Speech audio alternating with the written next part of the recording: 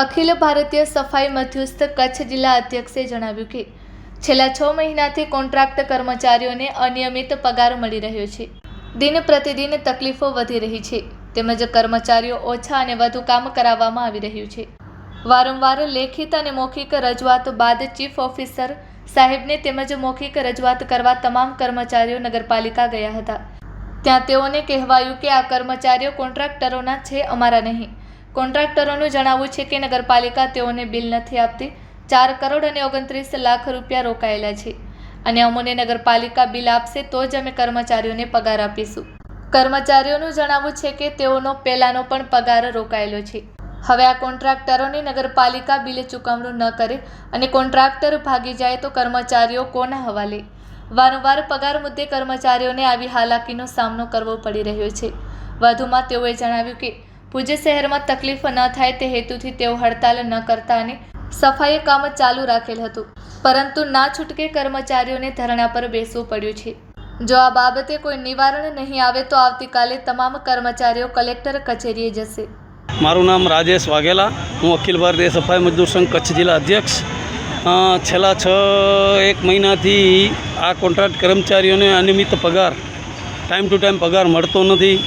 આ લોકોની દિન પ્રતિદિન તકલીફો વધતી જાય છે અને કર્મચારીઓ ઓછા રાખી અને આટલા કર્મચારીઓ સાથે ડબલ શેરીઓમાં કામ કરાવે છે અને વારંવાર લેખિત મૌખિક રજૂઆત છેલ્લે ચીફ ઓફિસર સાહેબશ્રીને પણ અમે લેખિતમાં આપ્યું અને મૌખિક તમામ કર્મચારીઓ લઈ અને નગરપાલિકા ઓફિસે ગયા હતા।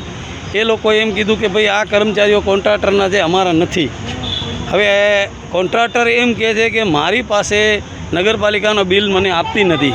અત્યારે 4 કરોડ ને 29 લાખ રૂપિયા એના રોકાયેલા છે, તો કે મને જો નગરપાલિકા બિલ આપશે તો હું કર્મચારીઓનો પગાર કરીશ, અમારે કોની પાસે જવું?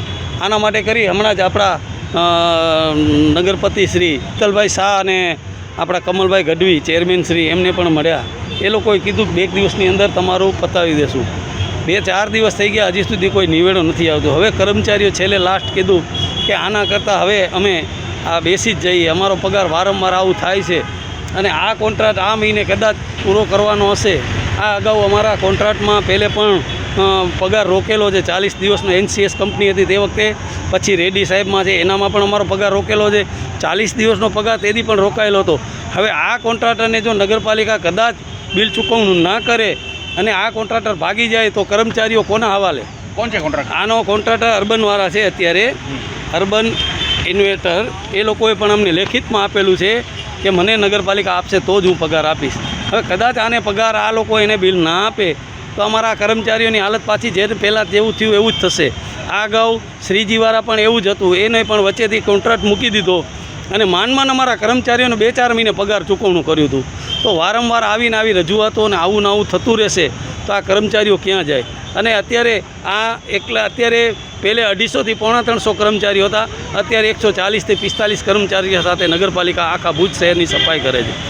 ભુજ શહેરની અંદર તકલીફ ન પડે એના માટે કરી અમે ના પાડતા કે ભાઈ આપણે હડતાળ નથી કરી, તમે કામ ચાલુ રાખો, આપણે રજૂઆત કરીએ, પણ ના છૂટકે હવે કર્મચારીઓની હદ પૂરી થઈ ગઈ કે ના હવે અમારે બેસી જ જવું છે। વારંવાર અમારે આ કેટલું સહન કરવાનું એમ, એટલે ના છૂટકે અમારે બેસવું પડ્યું।